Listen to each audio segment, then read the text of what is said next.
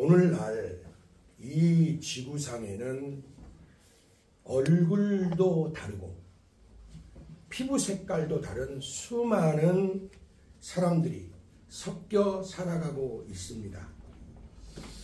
그런데 가만히 보면 그 모든 사람들은 각자가 행복이라고 하는 것, 행복이라는 것에 가치를 두고 그것을 마치 보물인 양 열심히 찾아 헤매고들 있습니다. 단 그 기준만 조금씩 차이가 있을 뿐이에요.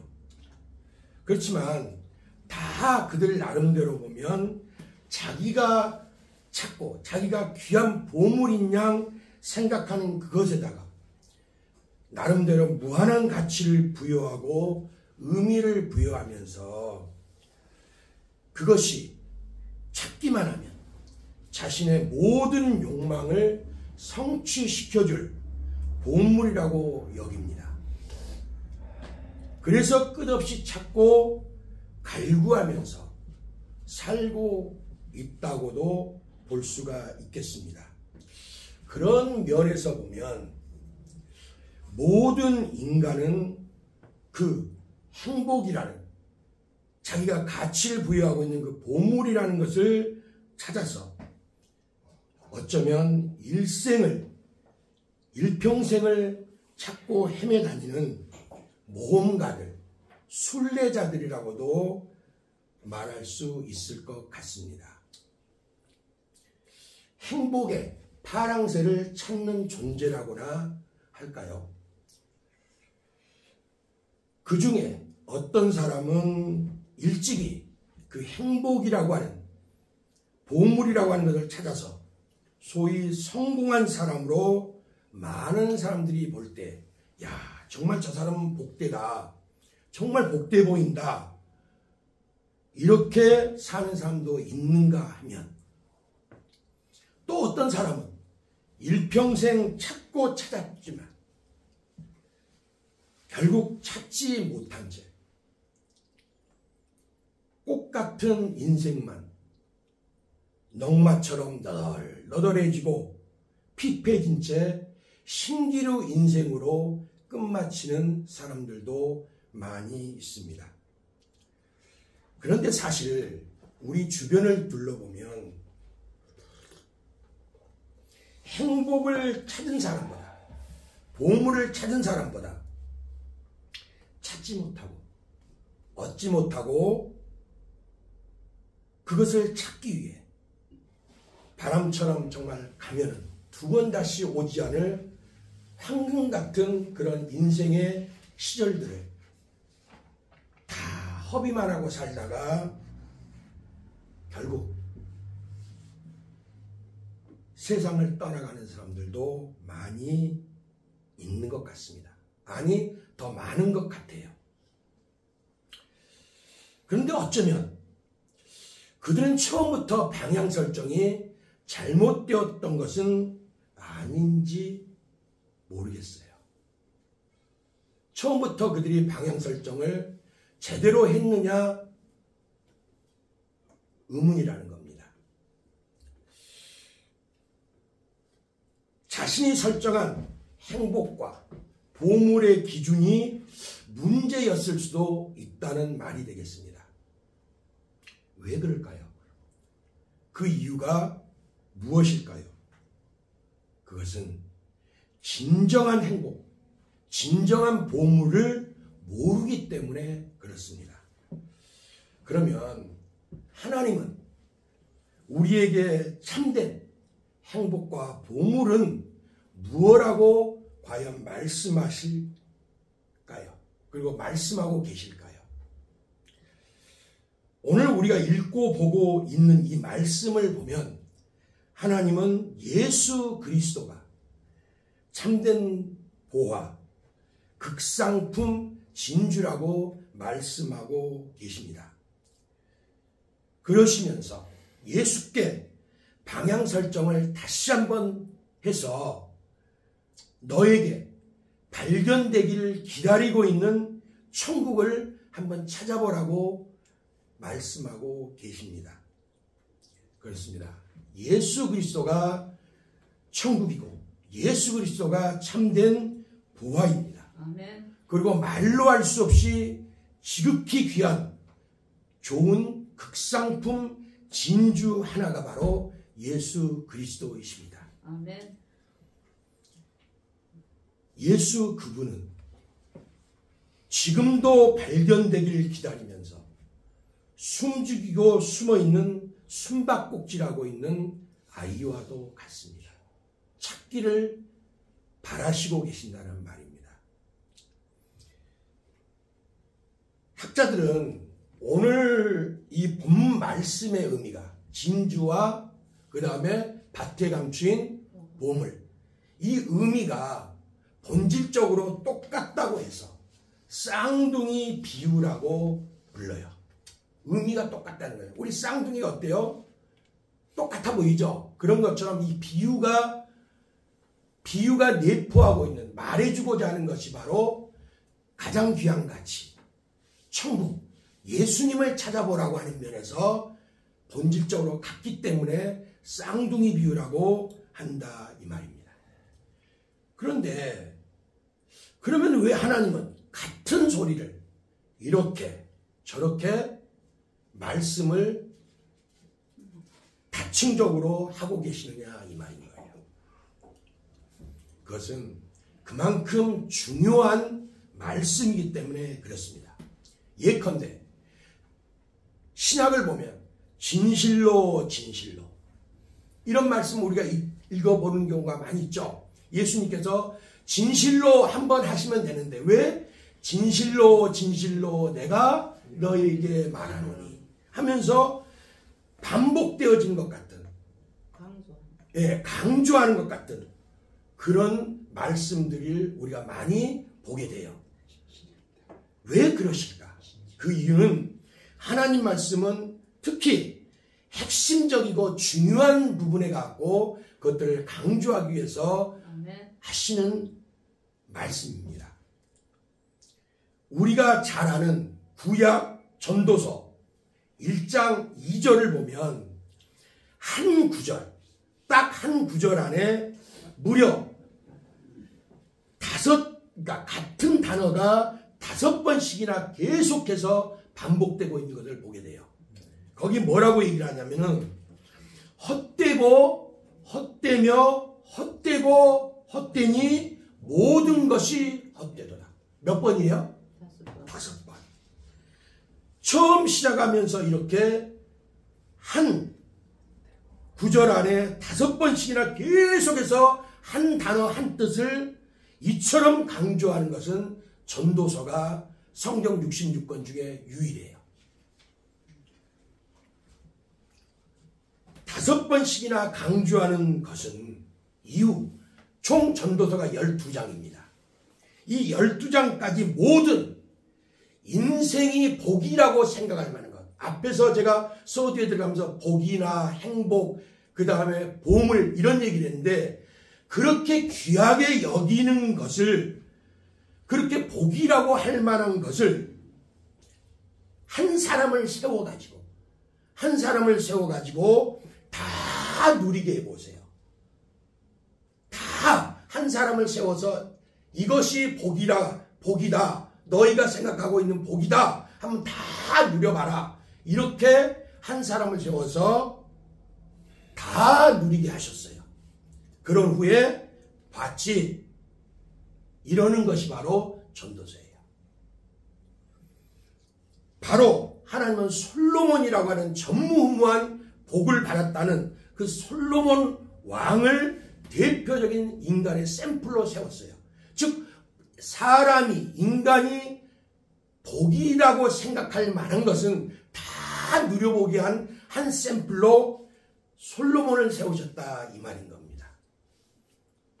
그렇습니다. 하나님은 인생의 모든 복이라고 할 만한 것들을 다 누려보게 하신 단 한 사람, 솔로몬을 인생의 예표적인 대표로 세워가지고 무엇이 사람이 복이라고 생각하는 그 무엇이 왜 헛된 줄을 보여주시고자 하는 의도가 있으셨던 겁니다. 잠언서는 솔로몬이 은혜를 받고 나서 충만한 젊은 시기에 지혜가 충만한 상태에서 썼던 것이 잠언서예요. 그 다음에 이제 나이가 먹어가면서 사랑 이야기처럼 보이는 아가서. 이 아가서는 교회와 성도에 관한 관계, 그리고 예수님이라는 신랑과 성도라고 하는 아내의 그 친밀한 관계를 설명하기 위해서 이제 그 아가서를 쓰게 했는데, 어쨌든 두 번째는 잠언서, 전도서를 솔로몬이 쓰게 했고, 그리고 이제 지금 방금 말씀드린 것처럼 인생의 모든 복이라고 할 만한 것들을 다 누리게 한 후에 말년에 가서 쓰게 한 것이 바로 전도서입니다. 그래서 인생의 쓴맛, 단맛, 신맛 다 겪고 나서 보니까 헛되고 헛되며 헛되고 헛되미, 이렇게 무슨 염세주의자처럼 허무주의처럼 말을 하고 있지만 역설의 진리를 말하고자 하는 거예요.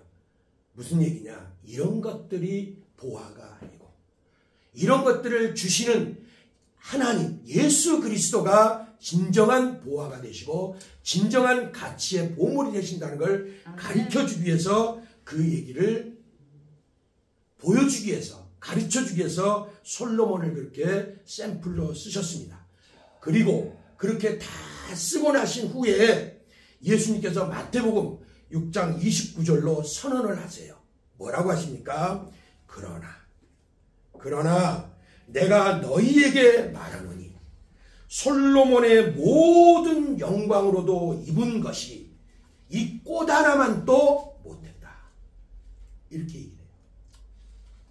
꽃 하나만 또 못했다는 거예요. 솔로몬 인생이라면 정말 부러워할 만한 그 모든 복을 누린 그 솔로몬이 하나님이 자연히 입히시고 먹이시는 모든 들풀보다도 못하다라는 그런 말인 거예요.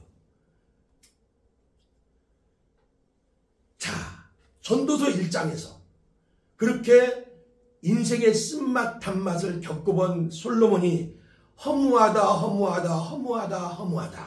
이렇게 말하던 솔로몬이 결국 허무하다는 그 결론을 어떻게 내리냐? 인생은 허무할 수밖에 없다. 태양 아래 존재하는 모든 인생은 허무한 존재인데, 그 허무한 존재가 본분이 있다. 허무한 존재가 복된 길이 있다. 그것은 뭐냐? 일의 결국을 다 들었으니 하나님을 경외하고 그의 명령들을 지킬지어다. 이것이 모든 사람의 본분이니라. 이것을 말해주고 싶었던 거예요. 그러니까 해 아래서 보물이라고 하는 것들은 다 하나님이 주신 것이면 하나님이라는 보물만 너희가 제대로 갖고 그분만을 섬기면 모든 복, 모든 보물을 너희가 소유한 것과 다를 바가 없다는 거예요. 그것보다 더 귀한 하나님이 너희에게 보물로 계시지 않느냐. 그분을 섬겨라. 이것이 인생의 본분이다. 이 말씀을 하기 위한 거예요. 맞습니다. 하나님이 이 땅에 주신 모든 것은 결국 해 아래 허무입니다. 그림자입니다. 그렇다고 해서 그것이 세상 것이 나쁘다는 얘기가 아니에요. 하나님이라는 본질적인 것과 놓고 볼 때 그렇다는 거예요. 단 한 분, 모든 것은 허무이지만 단 한 분 예수님만큼은 보화이십니다. 허무가 아닙니다. 이 세상 것들은 마치 봄바람처럼 잠시 마음을 울렁이며 스쳐 지나갈 뿐이에요. 일상에 내가 좋았다, 기뻤다, 복받았다 하는 것들은 내 가슴을 처녀 가슴 봄바람이 울렁인다고 그러죠. 그런 것처럼 내 마음을 울렁이고 들었다 놨다 잠시 하다가 스쳐 지나가는 것과 같다라는 거예요. 이 땅에 예수 그리스도보다 더 귀한 보호와 진주는 눈 씻고 찾아봐도 찾을 수가 없습니다. 교회라는 밭에 숨어있는 예수라는 하늘의 보화가 하나님의 집에서 팔리길 기다리고 있는 극히 값진 진주 하나인 예수께서 어서 오라고 나를 발견하고 대박난 인생을 살라고 초청하는 것이 바로 오늘 말씀 속에서 주시고자 하는 하나님의 진리이기도 합니다. 자, 여기에서 밭에 감추인 보화, 극히 극상품 진주를 들어서 천국의 가치, 예수라는 가치를 지금 예수님은 말씀을 하고 계세요. 그러면 왜 그랬느냐? 이 당시에 이스라엘과 그 주변국들은 도둑이나 강도들의 약탈이 굉장히 많았어요. 그렇다고 해서 오늘날처럼 은행이 따로 있는 것도 아니었습니다. 그러니 사람들 입장에서는 안 뺏기려면, 도둑맞지 않으려면, 강도를 당하지 않으려면 어떻게 해야겠습니까? 자신의 재물이나 보물을 자기의 밭이나 땅에 감출 수밖에 없는 거예요. 그것이 안전하다고 생각을 했기 때문에 그렇게 했던 겁니다. 그런데 문제는 그 비밀한 장소, 내가 꽁꽁 땅을 파고 숨겨놓은 그 비밀한 장소, 보물이 묻힌 그 장소, 누구만 알아요? 나만 안단 말이에요. 나만. 내가 숨겼으니까. 그런데 내가 알고 있다가, 나만 혼자 알고 있다가 갑자기 제가 사고를 당할 수도 있고, 아니면 갑자기 병들어서 죽을 수도 있고, 아니면 전쟁이나 어떠한 상황을 따라서 내 일신에 문제가 생길 수도 있다라는 거예요. 그러면 그렇게 해서 제가 죽어버리고 나면 어떻게 되겠습니까? 그냥 땅속에 묻힌 보물이 돼가지고 그렇게 세월이 흘러가게 되는 거예요. 그러다가 누군가 일꾼으로, 품꾼으로 그 땅에 보물이 묻혀있는 밭에 와서 일을 하다가 우연히, 정말 우연히 로또가 당첨된 것처럼 보물을 발견하는 경우가 있었다라는 거예요.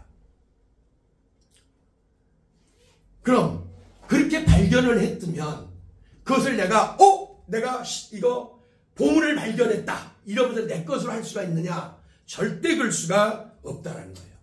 왜? 밭주인이 엄연히 있고 땅 주인이 있기 때문에. 그러면 아무리 침이 꿀꺽꿀꺽 삼켜져도 어떻게 해야겠습니까?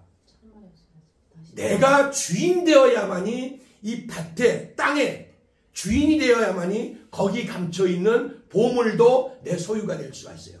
그러면 머리가 똑똑하고 머리가 잘 돌아간 사람은 어떻게 하겠어요? 밭을 살아야 밭이나 땅을, 보물이 묻혀있는 밭이나 땅을 살 수밖에는 없는 거예요. 그런데 그것도 눈이 밝아야지, 그 보물의 가치를 알아야, 볼 줄 아는 사람이어야 이거 내가 내 재산을 전부 정리해서 사도 이거 수지가 맞는 장사네 이렇게 할 수가 있다는 거예요. 그러니까 그것은 아는, 보물의 가치를 아는 사람만 그럴 수가 있다는 거예요. 이게 그 당시 문화였어요. 그 당시의 법이었어요. 거기에다가 빗대서 지금 예수님이라는 보화, 예수님이라는 그 극상품 보화가 그렇게 찾아지기를 기다리고 있고, 당신이 보화이니까 나를 그렇게 한번 찾아봐라는 그런 의도를 가지고 예수님께서 지금 얘기를 하고 계시는 겁니다. 그리고 또 하나 여기 보면 극히 값진 진주 하나라고 했어요. 이 얘기는 그냥 진주를 말하는 게 아니에요. 그냥 진주가 아니라 진주 중에 진주를 찾고 그것을 볼 수 있는, 야, 이거 진짜 물건이네 하고 알아볼 수 있는 안목을 가진 사람이, 전문 상인이 이곳저곳 진주가 있다는 곳들을 찾아다니면서 여행을 하면서 진주를 만났어요. 이제 소문 듣고 찾아갔어요. 그랬는데 가서 보니 자신이 생각하고 기대했던 것 이상의 정말 극상품 진주를 발견하고 나서 기뻐하면서 자기의 재산들을 다 정리를 해갖고 이것을 산다 이 말이에요. 바로 그 당시에 진짜 진주 상인들이 그렇게 극상품 이 진주를 만나게 되면 자신의 모든 것들을, 아니 진짜 우리가 어때요? 사업하는 분들은 투자하기 위해서 돈들을 빌려서라도 하죠. 바로 그렇게라도 해서 했다라는 거예요. 그만큼 진주를 볼 수 있는, 극상품 진주를 볼 수 있는 안목을 가진 전문적인 진주 상인이었기 때문에 그것이 가능했다라는 거예요. 바로 그런 전문 상인이 만난 극상품 진주인 천국의 가치, 예수님이라는 가치를 설명하기 위해서 그 당시 실제 진주 상인들의 그 상황을 들어서, 그런 사람들의 실제 삶을 들어서 설명을 하고 있는 거예요. 그런데 여기 재밌는 게 하나가 있어요. 여기 이 말씀은 신약은 헬라어로 대부분 기록되어 있다고 그랬죠. 그리스 말로 기록되어 있는데 우리 여기서 극상품 진주 하나라고 그랬죠. 하나라는 말과 이 헬라어 원문 헤나라고 하는 말이 묘하게 발음이 거의 비슷하게 들리지 않습니까? 헤나, 하나. 우리말로 하나. 그리고 이 헬라어로는, 그리스 말로는 헤나. 이렇게 하는데 여기에서 헤나는 숫자 하나를 가리키게 되는 거예요. 그것도 넘버 원. 2를 가리킬 때 헤나라고 얘기를 해요. 1이라고 하는 숫자를 가리킬 때 헤나라는 그 말을 쓰고 있는데, 이 한마디로 여기 나오는 하나, 즉 이 헤나는 1이라고 하는 것은 강조되고 있는 의미처럼 1, 이 말처럼 여러 중에, 여러 가지 진주들 중에 하나가 아니라, 여러 진주들 중에 하나가 아니라 수많은 진주 중에 으뜸 오직 하나, 엄지척할 수 있는 오직 하나의 귀한 것을 가리키기 위해 했을 때 헤나, 우리말로 하나라고 하는 묘한 발음이 겹쳐지는 것 같은 이 단어를 써서 강조하는 거예요. 그러니까 한마디로 이 극상품 진주를, 오직 하나 있는 극상품, 그 희가치가 정말 대단한 극상품 진주 하나를 진주 상인이 알아보고, 저거 저렇게 값나가는 진주네, 알아보고 샀다라고 하는 것을 말하고 있는 거예요. 그럼 이게 뭐예요? 둘 다 중요한 거. 밭에 감추인 보화나 아니면 또 극상품 진주나 귀한 가치의 보물이다고 하는 것을 지금 강조하기 위해서 그때 실제 그 당시 문화와 배경을 들어서 예수님께서 지금 설명을 하고 있는 거예요. 그만큼 천국은, 예수님은 귀한 가치다. 극상품, 오직 여러 가지 중에 하나가 아니라 오직 하나인 극상품 가치가 바로 나 예수고 천국이다 하는 것을 지금 말씀을 하고 있는 겁니다. 자, 그래서 이 땅에서 진주의 가치, 극상품 진주의 가치, 보화의 가치를 알았기 때문에 자기의 모든 것을 처분하고 그것을 바꿔서 살 수가 있었다라고 지금 성경은 얘기를 해주고 있어요. 그래서 우리에게 여기서 다시 질문이 되돌아오는 거예요.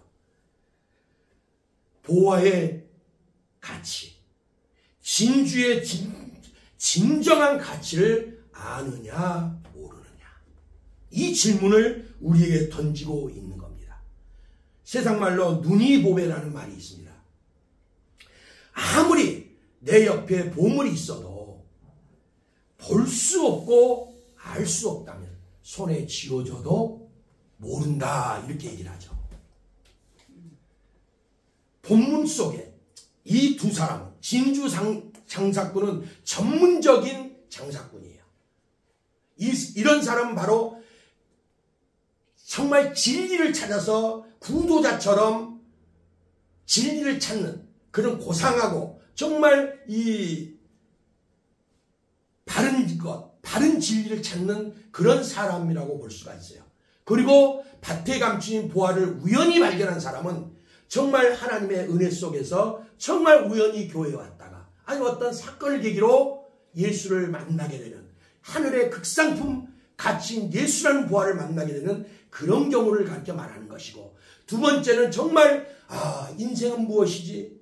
진리는 무엇이지 하면서 찾아 헤매는 정말 그런 부류의 사람을 가리켜 말을 하는데, 중요한 건 둘 다 쌍둥이 비유라는 말처럼 본질적으로 귀한 것을 찾는 사람들에 대한 하나님의 어떤 면으로 보면 칭찬과도 같고 하나님의 주문서와도 같은 것이 바로 이렇게 찾으라 하는 것과도 같은 내용이 바로 오늘 본문의 말씀입니다. 이 두 사람은 어쨌건 보화의 가치를 알아봤습니다. 그랬기 때문에 자신들의 모든 것들을 정리할 수가 있었던 거예요. 그 가치 있는 것을 위해서 투자할 수가 있었다라고 지금 성경은 이야기를 하고 있는 겁니다. 아무리 중요한 것일지라도, 보물일지라도 그 가치를 모르면 세상 사람들이 흔히들 그러죠. 돼지목에 진주 목걸이다, 이런 말 하죠. 돼지목에다 진주 목걸이 걸어주면은, 아마 여러분들 진주 목걸이 걸어주면 얼른들 연세드신 우리 권사님들도 나도 한번 해봐, 나도 한번 해봐 이러실 거예요. 근데 돼지 짐승한테 그거 걸어주면 뭐 이렇게 귀찮은 걸 걸어주고 그래 이럴 겁니다. 바로 그 귀한 가치, 천국의 가치 예수 그리스도를 모르게 되면 바로 그렇다라고 성경은 이야기를 해주고 있는 거예요. 내가 바로 그러면 진주목에 돼지목에, 그렇죠, 돼지목에 진주 목걸이, 이거 하는 사람하고 다를 바가 뭐가 있느냐는 거예요. 볼 수 있는 눈, 알 수 있는 눈이 참 중요한데, 재밌는 사건이 있었습니다. 필리핀에서 있었던 일인데, 한 어부였던 사람이 평소와 다름없이 진주 조개를 채집하던 중에 세계에서 가장 큰 자연산 진주를 발견을 했답니다. 이 진주가 길이만 해도 약 67cm예요. 67cm. 소리도 안 나오시네. 67cm 길이만. 그리고 무게가 34kg. 당시 감정가 1억 달러. 1억 달러 그러면 아직 우리는 감이 안 와. 우리나라 돈 1,100억에서 1,300억 정도. 지금은 1,400억. 예, 환율 가치에 따라 다르지만. 아니, 그게 얘기 나오지? 조개에서 나오는데. 1억 달러면은 어마어마한 거예요. 1,000억에서 최소한 1,300억 사이를 왔다 갔다 하는 거예요. 한마디로 우리나라 사람들 산삼캔에 10만이들 계시죠. 그분들 신봤다 하면은 가끔 우리 뉴스나 이런 데 보면은 강원도 어디서 10만이가 몇 년산 몇 뿌리를 캤는데 감정가가 10억대가 된다는 둥, 아니면 5억대가 된다는 둥, 이런 얘기는 들어보셨죠. 그래도 야 진짜 신봤다네, 대박 쳤네 이러는데, 진주 하나가 1,000억대가 넘어간다고 하니 이거는 대박 중에 대박, 로또 중에 로또를 맞은 셈이에요. 그런데 문제가 있어요. 정작 이 진주를 채집한 어부는 그 가치를 전혀 몰랐다는 거예요. 그래서 집에서 그냥 보관만 하면서 이 조개가 크고 이렇게 무거운 걸 보니까 이거 좀 뭔가 신통방통한 것 같다. 이게 어쩌면 나한테 행운을 가져다 줄 수 있는 부적 같은 존재가 될 수도 있겠다 싶어가지고 그냥 침대 밑에다가 넣어놓고 그냥 부적 취급만 했대요. 그런데 이걸 불행 중 다행이라고 할까요? 어느 날 그의 집에 큰 불이 났다는 거예요. 그 과정에서 짐들을 빼고 소방차가 오고 불을 끄고 하는 이 과정 속에서 이 진주가 세상 밖으로 나오게 된 거예요. 그러니까 사람들도 희한하니까 진주 전문 감정사가 와가지고 감정을 척해봤더니 앞에 말씀드린 그 1,000억대 이상의 가치가 되더라는 거예요.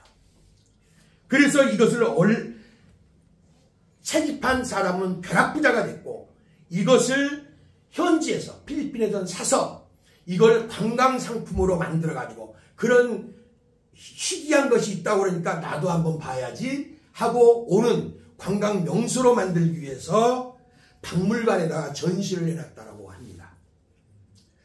자, 만약 이 사람이 알 수 있고 볼 수 있는 눈이 있었다면 이미 진주를 채집한 그 순간에 나는 신받다, 나는 진주받다, 나는 이제 부자 되었다. 이렇게 될 겁니다. 그런데 그 가치를 몰랐기 때문에 실제적으로 부자가 되기까지는 몇 년의 세월이 더 흘러갈 수밖에 없었다 이 말이에요. 왜 그렇습니까? 가치를 모르니까 그런 거라는 거예요. 손에 쥐고서도 몰랐다라는 말이에요. 보화는 그 가치를 아는 사람에게만 보화입니다. 아멘. 이 시간 예수 그리스도의 그 귀한 가치가 아시는 분은, 그 귀한 가치를 아시는 분은 하나님께 더욱더 감사하는 시간이 되고, 혹시 아직 나는 거시기한데 아직은 난 잘 모르겠는데 하는 분이 있다면 꼭 볼 수 있고 알 수 있고 질 수 있기를 예수 그리스도의 이름으로 축복합니다. 아멘. 그와는 반대로 이번에는 물건 제대로 정말 볼 줄 아는 눈 밝은 사람이 있었어요. 제가 언젠가도 한번 이 예화를 들었었는데 실제 이것은 사건이에요. 예화이면서도 1859년에 제정 러시아라는 가 있었죠. 러시아 지금도 존재하는데 그 당시에 왕들이 다스리는 짜르가 다스리는 시대가 있었어요. 그때 러시아가 어마어마하게 크잖아요. 땅덩어리가. 땅덩어리가 크다 보니까 관리하기가 너무 힘들어. 관리비가 많이 들어간다 이 말이에요. 그러다 보니까 이 알래스카가 얼음덩어리만 있는 곳 아닙니까? 눈으로 봤을 때는. 이게 애물단지라. 그래서 이걸 좀 어떻게 좀 저거를 어떤 국제호구, 우리가 속된 말로 우스운 말로 국제 정말 눈먼 정말 봉사 같은 그런 국가를 만나거나 사람을 만나서 저걸 어떻게 처리해버리고 싶은데 그게 마음대로 안 되는 거예요. 한마디로 계륵 같은 거였다 이 소리. 알래스카 땅이. 원래 알래스카 땅이 러시아 거였습니다. 계륵이 뭡니까?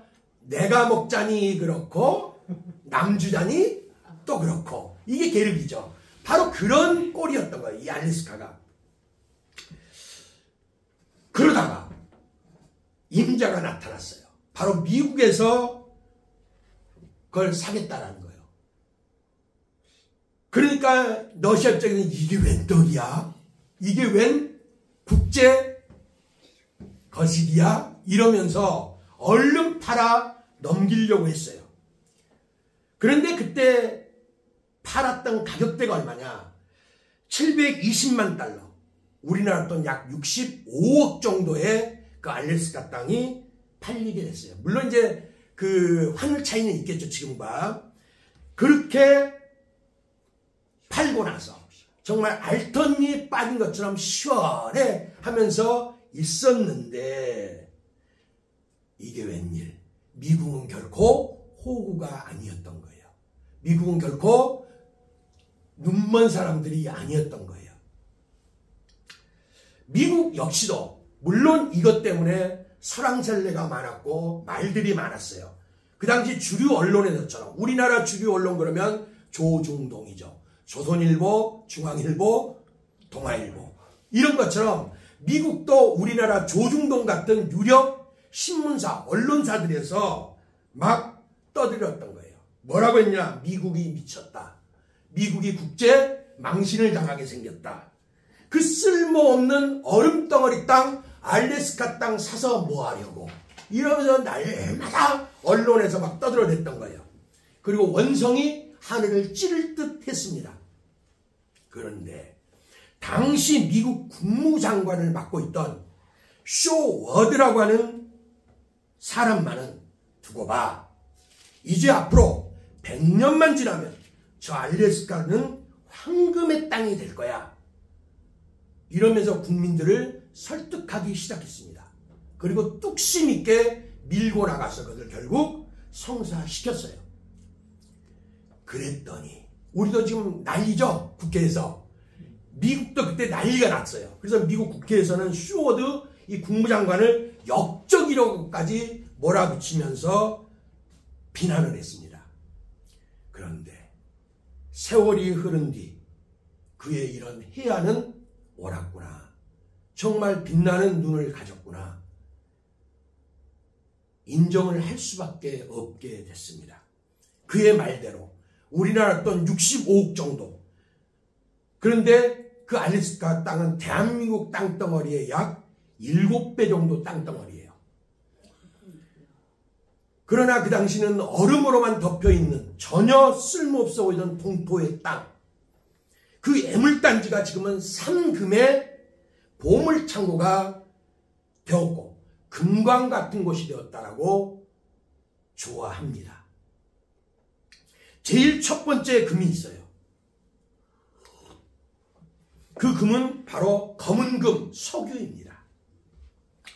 지금도 알래스카 땅에다가 송유관을 설치해갖고 미국 본토로 검은 금, 석유를 콸콸콸 정말 강물처럼 끌어 쓰고 있어요. 얼마 전에는 알래스카에서 채굴한 그 석유 판 돈이 그걸로 이윤을 본 돈이 너무 많다 보니까 주민 한 사람당 $1,000. $1,000면 한 100만 원 돈 내나요? 우리나라 돈? 한 100만 원 이상 되겠죠. 그거를 나눠줬대요. 그리고 또 그 다음에 갖고는 한 90만 원 정도를 우리나라 돈으로 또 나눠주고. 이거 얼마나 수지맞고 국민들 그 동네 사람들 좋아하겠습니까? 쇼워드 같은 이런 사람이 있었다는 거. 참 미국은 복이고 부럽기까지 해요. 그리고 두 번째 금은 푸른 금이라고 하는 금인데 무성한 살림이에요. 미국의 좋은 목재, 정말 저거 A급이야 하는 목재는 거의 대부분이 알래스카산 나무 목재예요. 그리고 세 번째 금은 광물 자원인데 이 광물 자원들은 각종 광물 자원들 우리가 많이 알죠. 이런 것들 많이 있잖아요. 그런 것들이. 근데 그 중에 석탄 같은 것들, 이런 것들이 무진장 묻혀있는 말 그대로 노다지인 거예요. 노다지 금광 같은 곳이 되었습니다. 어찌 보면 지금 아파트, 한국의 아파트 한 채값 좀 좋은 데는 한 채값 정도밖에 안 되죠. 그 아파트 한 채값 정도 되는 65억 정도의 산, 대한민국보다 7배 정도 큰 땅, 그러나 전혀 쓸모없어 보이던 그 땅이 정말 보물 창고가 된 거예요. 그것은 바로 정말 물건, 제대로 볼 줄 아는 눈을 가진 쇼워드 장관 덕에 금받다 하는 그런 미국의 이익을 갖게 된 거예요. 미국 시민들한테, 미국 국민들한테 정말 유익한 사람으로서 기억에 남게 되고 정말 미국을 미국되게 해준 사람이 바로 쇼워드 장관이었던 거예요. 반면에 러시아는 얼마나 배가 아파했는지 몰라요. 이 일 때문에 소화불량으로 뭐 설사병에 걸렸고 뭐 화장실을 몇 번씩 들락날락했다는 얘기도 가끔씩 들려오더라고요. 이건 웃자고 한 소리입니다. 자, 오늘날도 그렇습니다. 먹고 사는 현실에만 급급하게 살다가 노다지 같은 알래스카를 팔아버린, 그 돈 몇 푼에 팔아버린 러시아 같은 사람들이 얼마나 많은지 몰라요. 어디에서? 신앙 안에서도. 알래스카와는 비교조차 불가능한 예수 그리스도라는 노다지를 그렇게 한다는 말이에요. 그러면 훗날 배 아파 설사병 앓는 그런 러시아 사람 같은 그런 정도가 아니라 땅을 치며 정말 통곡하면서 평생에 두고 고쳐 못할 일 예수 믿는 믿음뿐인가 하노라 할 때가 있을 수 있다는 거예요. 자, 오늘 말씀 속 사람을 보면 발견한 보물을 갖기 위해서 이들이 어떻게 했습니까? 발견만 하고 이제 땡 잡았다 이걸로만 끝났습니까? 자기 소유를 다 아니었죠. 기뻐했다고 합니다. 기뻐하며 돌아가 자기의 소유를 다 팔았다라고 합니다. 왜 기뻐했을까요? 이야, 이거 내가 가지고 있는 거 이거 투자해가지고 어마어마한데 이 보아가 이 이윤을 볼 줄 알았고 그 가치를 귀하게 생각할 줄 알았기 때문에 기뻐하면서 저거 이제 내 거야. 가서 얼른 돈만 마련해 와야지. 이러면서 갔다라는 거예요. 투자할 마음을 이미 기쁨으로 갖고 돌아갔다라고 말을 하고 있는 거예요. 그래서 이 밭에 감추인 보화를 발견한 사람은 기뻐하며 돌아가서 소유를 처분해서 샀고, 역시 두 번째 진주 장사도 발견한 극히 값진 진주 하나를 사기 위해서 자기가 그동안 장사해서 모아두었던 돈, 이런 것들 소유를 다 팔아서 그 극상품 진주 하나를 샀다라고 지금 말을 하고 있습니다. 여기에서 이 말들이 내포하고 있는 의미는, 보화와 진주를 발견한 두 사람은 즉각적이고, 자기가 그 가치를 아는 순간, 찾은 순간 즉각적이고 단호한 결단을 했다라고 지금 성경은 말을 해주고 있습니다. 그래서 절대적 가치인 보화 앞에, 절대적 가치인 극상품 진주 앞에, 그것을 얻기 위해서 상대적 가치에 불과한 자신의 모든 것을 투자할 줄 알았다라고, 내려놓았다라고 지금 예수님은 말씀을 하고 있다라는 거예요. 그러면 여기서 다 팔았다는 것은, 이제 내가 가지고 있던 전 재산을 다 처분했다라고 하는 것은, 이제 새로 발견한 보화, 이제 새로 발견한 진주만 나는 있으면 돼 하는 마음으로 그렇게 했다는 거예요. 즉, 나는 이제 앞으로 보화만 있으면 돼. 나는 이제 앞으로 이 극상품 진주 하나만 있으면 나는 부자야. 이거면 좋게 했기 때문에 과감히 자기 것들을 처분할 수가 있었다는 거예요. 자, 내가 가지고 있는 것이 더 이득이고 큰 것일까? 아니면 내가 새로 찾은 이 보화, 이 진주가 더 크고 이득인 것인가? 이미 계산이 끝났고, 계산해 본 결과 내가 가지고 있는 소유보다, 내가 가지고 있는 것들보다 내가 새로 발견한 이 보화와 극상품 진주의 가치가 너무나 크고 더욱더 가치가 있다는 것을 알고, 그래서 그러면 내가 이렇게 해야겠구나, 내 소유를 다 정리를 해서라도 저걸 내가 얻어야겠구나 했다라고 지금 말을 하고 있습니다. 여러분, 아이들하고 장난들 가끔 쳐보셨습니까? 어린아이하고 장난칠 때요, 한 손에 10,000원권이나 50,000원권을 들고서 이렇게 흔들흔들 합니다. 애 앞에서. 그리고 또 한쪽엔 손에다가 10원짜리 동전을 한 움큼 쥐고서 딱 보여줘요. 그러면서, 예, 이거 줄까? 50,000원권이나 10,000원권 줄까? 아니면 이 손에 10원짜리 동전 요거 줄까? 그럼 어떻든가요, 들? 많은 거. 어린아이들은 짤랑짤랑하고 손에 10원짜리 동전이 많아 보이는 것을 달라고 그래요. 그죠? 그리고 50,000원권, 10,000원권 줘도 그거는 필요 없다고 안 가지려고 들어. 그런데 이 아이가 돈의 가치를 알게 되면 상황이 달라져요.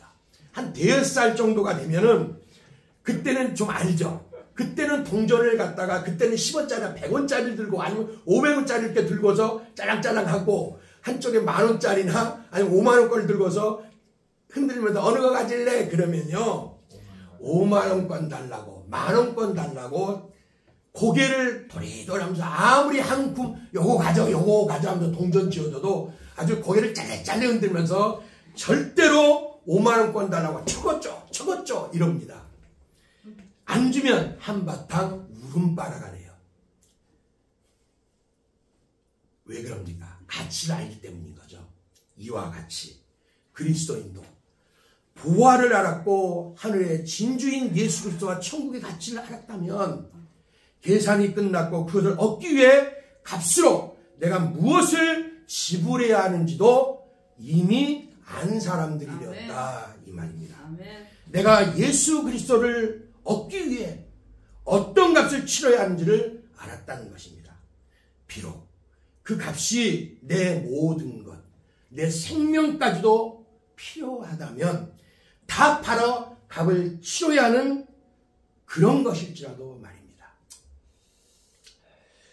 세상과 세상에 속한 가치는 동전 한 움큼과 같습니다.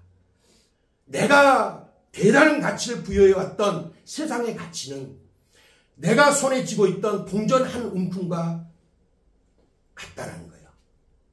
그러나 예수의 가치는 50,000원권, 비유를 해서 그렇지 50,000원권이라 가치만 되겠습니까? 그러나 5만 원권 가치 동전의 가치보다는 훨씬 더 큰 가치라는 거예요. 동전의 가치보다 더 귀한 5만 원권의 가치. 그 대비되는 이야기처럼 이 세상의 것들은 동전과 같습니다.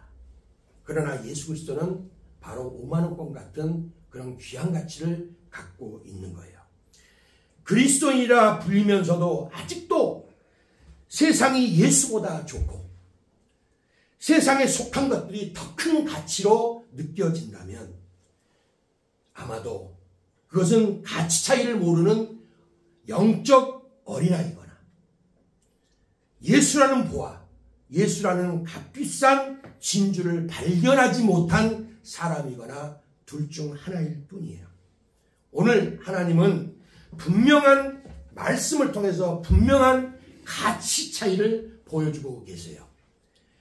잠시 잠깐 있다 사라지는 안개처럼 시들고 떨어져 버리는 꽃처럼 끝끝내는 다 사그러져 없어져 버릴 것, 이 땅의 것들을 위해서 영원히 내 것이 될 것 같은 착각을 하고 영원히 살 것 같이 착각을 하면서 내 모든 에너지를 거기다 다 쏟아붓고 인생을 쏟아붓는 것이 아닌 비교조차 불가능한, 비교조차 정말 하기 어려운 영원한 것을 위해, 영원한 생명 가운데 누릴 것을 위해서 잠시 잠깐뿐인 이 생을 쓰는 것은 결코 손해나는 일이 아니다. 예수를 위해 투자하는 것은 결코 손해보는 일이 아니다라고 말씀하고 있는 말씀이 오늘 말씀인 거예요. 과거에는 그렇게도 좋고 귀하게 여겨지던 것이 주님을 모시고 보니 아무것도 아님을 깨닫는 사람. 과거에는 그렇게도 크게 보이던 것이 지금은 너무도 작게 보여지는 사람.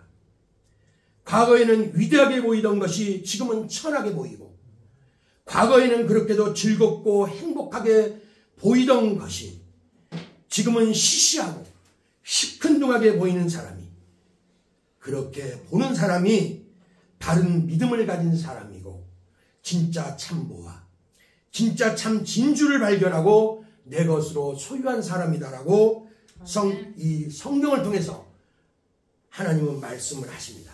그리고 우리에게 물으십니다. 그러니 너 어떻게 할래? 그러니 너 어떻게 할래? 가치 차이가 이렇게 나는데, 예수와 세상 것은 이렇게 큰 가치 차이를 보이는데, 그러니 너 어떻게 할래? 이렇게 보시는 겁니다. 사도 바울도 한때는 자기의 가문, 자기의 학벌, 로마의 시민권, 이런 것들을 최고의 가치, 최고의 보화로 여겼습니다. 그래서 사도 바울이 사도가 되기 전에는 온통 신경이, 마음이 그것에 쏠려 있었어요. 그런 그가 예수 그리스도를 극적으로 만났습니다. 그리고 그의 시선과 예수님을 만난 대가는 마음의 무게축이 예수님께로 옮겨졌다는 거예요. 그리고 보물에 대한 가치관이 바뀌어졌습니다. 그런 면에서 우리가 신앙을 생각해 보면 내 인생의 혁명이라고도 할 수 있는 것이 바로 신앙입니다.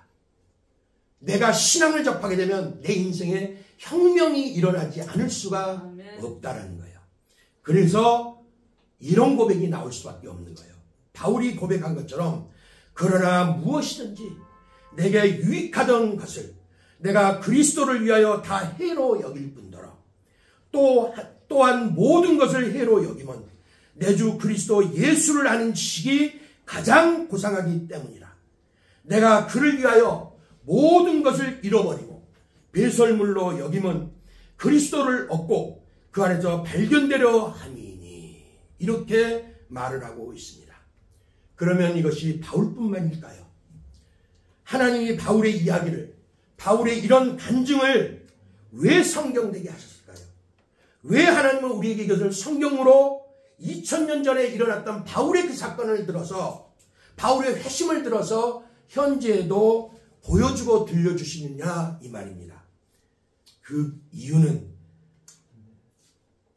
이야기가, 바울의 이야기가 마침표가 아니고 현재도 진행표이기 때문에 그렇습니다. 지금도 여전히 바울처럼 이 놀라운 이야기의 주인공들이 있기 때문에 그렇다는 거예요. 바로 저와 여러분들이 아멘. 그런 이야기 속의 주인공들이고 또 이 땅에 그리스도를 찾는 사람들의 이야기인 겁니다. 지금도 바울같이 밭에 감추인 보화와 같고 극상품 진주와 같은 예수님을 발견하고 내 것으로 만들어야 될 충분한 이유가 있기 때문에 그렇습니다.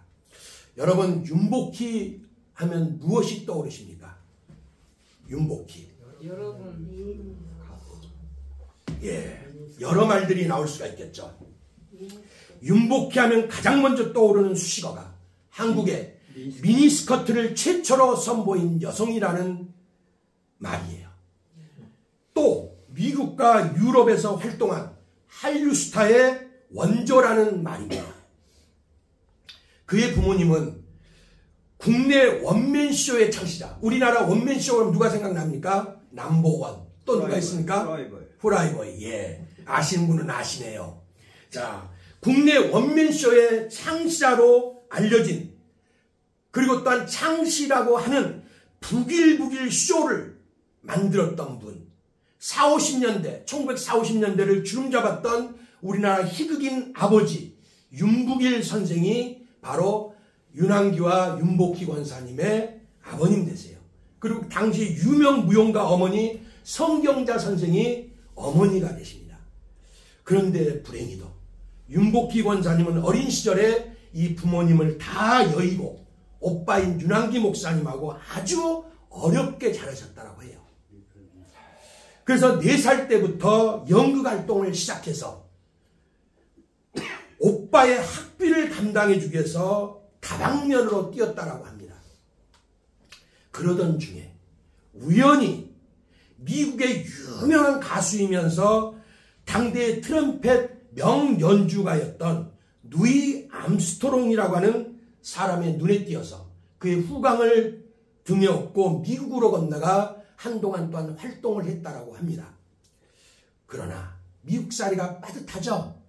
힘든 그 과정에서 육체가 너무 혹사를 당했다는 거예요. 그러다 보니까 과로로 쓰러졌고 병원에 입원했다랍니다. 이때 거기서 불같은 성령의 임재를 그때 체험을 하셨대요. 윤복희 권사님이. 그리고 신앙이 싹 텄는데 그동안 또 성대를 너무 무리하게 썼던 탓인지 후두암이 발견되었습니다. 그래서 의사들은 목소리를 잃는다고 그랬어요. 그런데 그때 하나님의 신유의 은혜, 치유의 은혜를 체험하면서 또 한 번의 역전이 일어나게 돼요. 못 쓴다는 그 목소리가 지금도 잘만 쓰는 그 목소리로 보존되고 돌아왔다는 거예요. 그런 기적을 맛봤다는 거예요. 그러면서 그 감사 속에, 감격 속에서 하나님 앞에 기도하던 중에 하나님께서 말씀해 주신 내용이 있었다는 거예요. 그리고 그것을 가지고 노랫말을 썼는데 그것이 어떤 것이냐. 내가 만약 괴로울 때면 내가 위로해 줄게. 내가 만약 서러울 때면 내가 눈물이 되리. 어두운 밤 험한 길 걸을 때 내가 너의 등불이 되리. 허전하고 쓸쓸할 때 내가 너의 벗 되리라. 나는 너의 영원한 형제야. 나는 너의 친구야. 나는 너의 영원한 노래야. 어때요? 뭔가 팍 하고 느낌이 오지 않습니까? 이양기 목사님이 그거 해줬다는 것 같은데? 곡은 아마 그랬었던 것 같아요. 그런데 이 노래로 1979년 서울국제가요제 그랑프리에서 수상을 했습니다. 그리고 가수로서 입지를 단단하게 붙이게 돼요. 그리고 이제 그 후에 젊은이들은 임재범이라고 하는 가수가 이걸 리메이크에 부르면서 원곡자인 윤복희 권사님을 기억한다라고 합니다. 어쨌든 윤복희 권사님이 그렇게 예수 그리스도를 만났습니다. 그리고 그 결과로 오빠도 잠깐 조금 한눈을 파르셨던 적이 있으셨던가 봐요. 근데 그분도 예수님을 영접하게 되고 목사님이 되시고 지금은 은퇴하시고 이렇게 살아가고 계시죠. 이 모든 것은 하늘의 보아 예수 그리스도를 만났고 천국이라는 최고의 가치를 찾았기 때문에 가능한 거였어요. 아멘. 가치의 끝, 최고 가치의 끝, 천국을 받다가 있었기 때문에 찾은 보물 예수와 그리고 보물을 찾은 걸로 끝난 게 아니고 그리고 그 후에 이야기가 있었기 때문에 가능한 일이었던 겁니다. 2015년 기준으로 볼 때 빅히트 뮤지컬이 지저스 크라이스트 슈퍼스타라고 하는 예수님에 대한 뮤지컬이 있어요.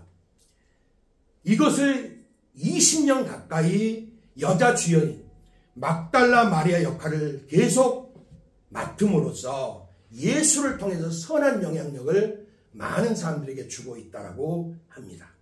그리고 또 한 사람, 이 윤복희 권사님처럼 정말 하나님을 뜨겁게 사랑한 사람 이야기가 있는데 외국 복음 가수 중에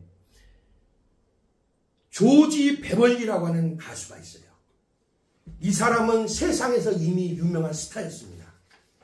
그런데 어느 날 그가 집회에 참석했다가 그만 하늘의 보화로 뒤집어 썼습니다. 은혜를 받았어요.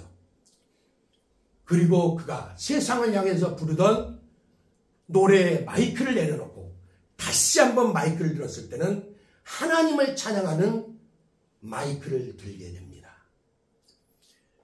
그분하고 관련된 찬양 중에 우리 귀에도 익숙한 주 예수보다 더한 귀한 분은 없네. 우리 잘 부르죠? 주 예수보다 더 귀한 분은 없네. 이 찬양을 그의 어머니가 쓰셨대요. 이 찬양 가사를. 그리고 그 아들인 방금 말씀드린 이 쉐어라고 하는 가수가 곡을 붙여서 이것이 탄생하게 되는데 이분이 세계적인 부흥 강사인 빌리 그레이엄 목사님이 계세요. 우리나라에 총 3번 오셨는데 지금은 소천하셨습니다. 근데 그분이 1973년에 우리나라 여의도 광장에서 집회를 하실 때 우리나라 사람 연인원 300만 명 이상이 모였어요. 빌리 그레이엄 목사님이 전도 집회를 하실 때 대단했습니다. 그때 김장한 목사님이 통역을 하셨고 바로 그때 오셔가지고 이분이 찬양으로 하나님께 영광을 돌리기도 했던 분이 바로 지금 제가 소개하고 있는 이 가수분이신 거예요.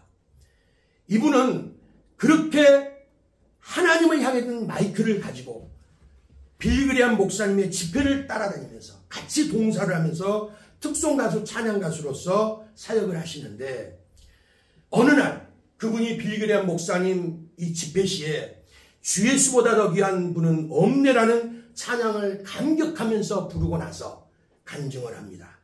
그러면서 뭐라고 하느냐, 가수로서 내가 스타도 되어봤고 수많은 박수도 받아봤지만 내 인생에 이처럼 감격스러운 순간은 없었습니다. 내 인생에 이보다 더 행복한 순간은 없었습니다.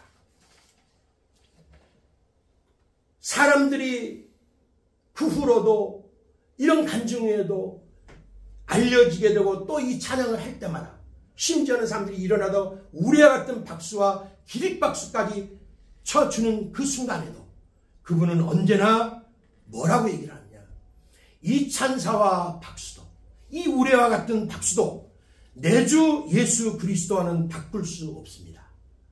이 모든 영광 나를 사랑하사 자기 몸 버리신 하나님 아들 예수 그리스도께 이 영광 올려드립니다. 이렇게 고백을 했다는 거예요. 왜 그랬을까요? 그의 심장 속에서는 천국의 보화와 지극히 값진 진주인 예수께서 언제나 외쳐주시고 격려해 주셨기 때문이에요. 너의 선택은 옳다. 내가 선택한 그 가치의 선택은 정말 옳은 거였다. 이러면서 격려하시고 그 심장을 뛰게 해주셨기 때문에 그랬다라는 거예요.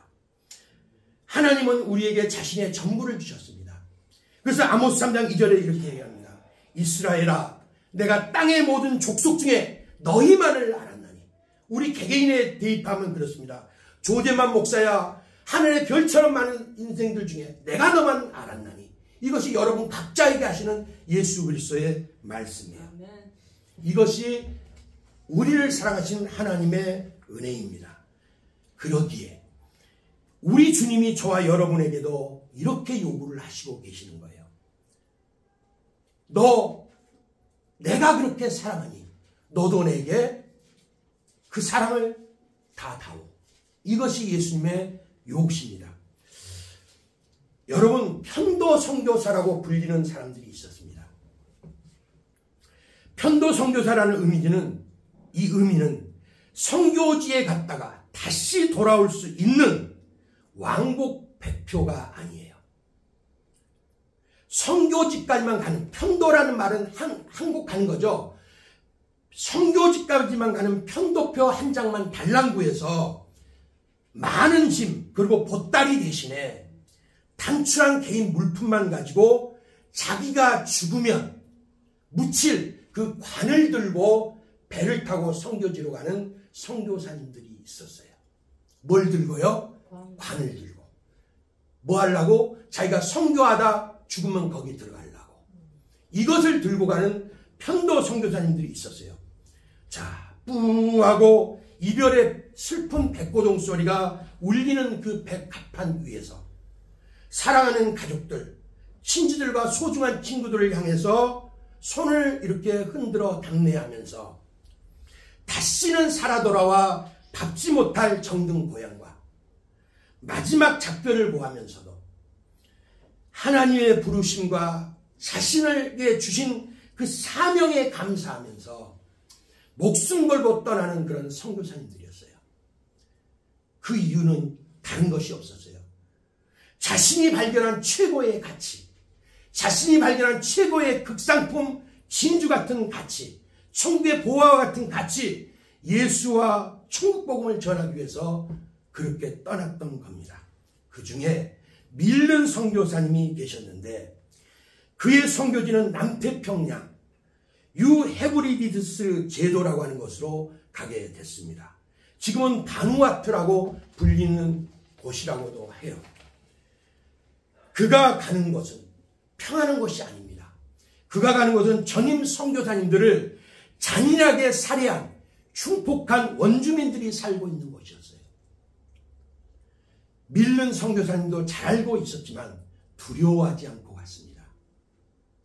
자신은 이미 영원한 생명이신 그리스도, 천국의 보화 되시는 그리스도를 얻었고 또 그 안에서 믿음으로 죽었기 때문이었던 거예요. 그리고 자기가 가지고 가는 그 관이 그것을 증거해주고 있고 자기가 죽으면 자기가 가지고 가는 그 관 속에 자기가 들어가서 그 육신이 죽음바 되어 들어간 것 같이 다시 부활할 것을, 그리스도 앞에서 다시 부활할 것을 굳게 믿었기 때문에 그렇게 갔던 겁니다. 그렇게 간 사역지, 그곳에서 그는 35년 동안이나 하나님의 은혜로 원주민들의 영혼을 보듬고 사랑하면서 자신이 발견한 천국의 보화, 자신이 발견한 극상품 진주와 같은 예수 그리스도를 감격해하며 전하고 보여주다가 결국 그의 소원대로 자신이 가지고 간 관에 묻혀 매장지에 들어갔습니다. 그가 세상을 떠났을 때 원주민들은 감사해야 하면서 그를 자신들의 마을 한가운데 묻어주면서 밀른 선교사님들이 자기들에게 와서 35년간 정말 고단했지만 영광스러웠던 그 사역을 단 2문장으로 묘비명에 새겨줍니다. 단 2문장으로. 뭐라고 썼느냐? 그가 왔을 때 빛이 없었다. 그가 떠났을 때 어둠이 없었다. 무슨 말입니까? 반전의 역사가 이 2문장 속에 그대로 들어가 있는 거예요. 밀른이 오기 전에는 빛이 없었다는 말은 죄악과 어둠만 있는 사탄이, 악령이 지배하는 그런 곳이었는데 밀른이 오고 난 후로는 어둠이 사라지고 사탄의 권세가 사라지고 예수 그리스도의 빛으로 충만해졌다라는 말인 겁니다. 이 얼마나 하나님의 사람으로서 영광스럽고 충성스러운 일생이 다 함축된 표현이고 문장입니까? 너무너무 정말 부럽습니다. 저도. 세상 사람들도 그런 사람들이 있습니다. 학문을 하는 학자나 과학자, 의학자, 전문가들은 자신들이 연구하고 학문하는 것에 일생을 투자합니다. 예술가도 자신의 예술세계의 성취를 위해서 일생을 투자합니다. 요리 장인들도 그렇게 투자합니다. 세상도 이럴진데 영원한 가치, 절대적 가치, 값조차 매기기 불가능한 하늘의 보화인 예수 그리스도를 위해서라면 말해 더 무엇하겠습니까? 어떻습니까? 오늘 말씀처럼 이 장사꾼, 이 보화를 발견한 사람처럼 우리는 진흙덩어리죠. 이 진흙덩어리, 이 한 덩어리 진흙덩어리 속에 천국을 우리는 담았습니다. 아멘. 천국을 담았다면 이 진흙덩어리 한 덩어리 속에 이 흙 한 줌 속에 예수 그리스도를 담았다면 지극히 귀하신 그 이름 예수 그리스도 나의 영원하신 왕 오직 그분을 위해 우리 모든 것, 내 모든 것 다 팔고 걸어볼 용기 있는 결단이 있어야 되지 않겠습니까? 아멘. 도박사도 매 판마다 기회가 오지 않습니다. 한 판 한 판 기회가 올 때 노리고 있다가 이때다 싶은 그때 자신이 가지고 있는 모든 것을 그 한 판에 다 쏟아 붓습니다. 그 한 판에 올인하는 거예요. 올인은 다 넣는다는 얘기죠. 그런 경우 그 한 판이 역전승을 만들어냅니다. 완전히 한 판 뒤집기를 해줍니다. 게임 내내 무표정하던 그 도박사도 얼굴에 웃음을 띌 때가 있습니다. 그때는 바로 마지막 승부수로 가지고 있던 모든 집을 올인하면서 밀어놓고 난 뒤에 이기고 그 판을 일어날 때 비로소 웃을 수 있다라고 합니다. 이와 같이 우리의 영원한 본향 하늘 집은 오직 예수 그리스도라는 보화를 발견하고 예수 그리스도라는 극상품 진주를 발견하고 내 모든 것을 털어서 내 인생 예수께 올인을 외치면서 내 것으로 값주고 산 사람만 갈 수 있고 영광의 멸관과 함께 주어지는 그런 집입니다. 나 하늘로 돌아가리라. 새벽빛 와 닿으면 쓰러지는 이슬 더불어 손에 손을 잡고 나 하늘로 돌아가리라. 노을빛 함께 둘이서 기슭에서 놀다가 구름 손짓하면은 나 하늘로 돌아가리라. 아름다운 이 세상 소풍 끝내는 날 가서 아름다운 노라고 말하리라.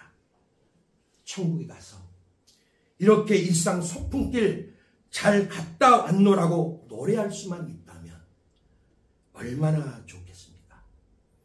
그러나 이 노래는 예수라는 보화, 천국이라는 값진 진주를 발견한 사람이 아닌, 그것을 발견만 한 사람이 아닌 이 땅에서 진짜 내 모든 것을 아낌없이 올인하고 예수님을 내 것으로 산 그 사람만이 천국에서 느긋하게 여유롭게 부를 수 있는 아멘. 노래입니다.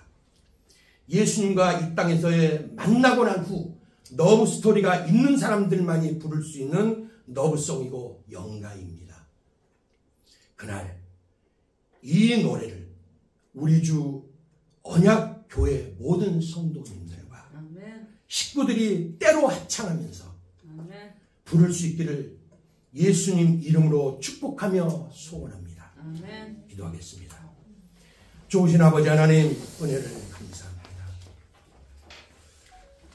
아버지 하나님 오늘 주신 말씀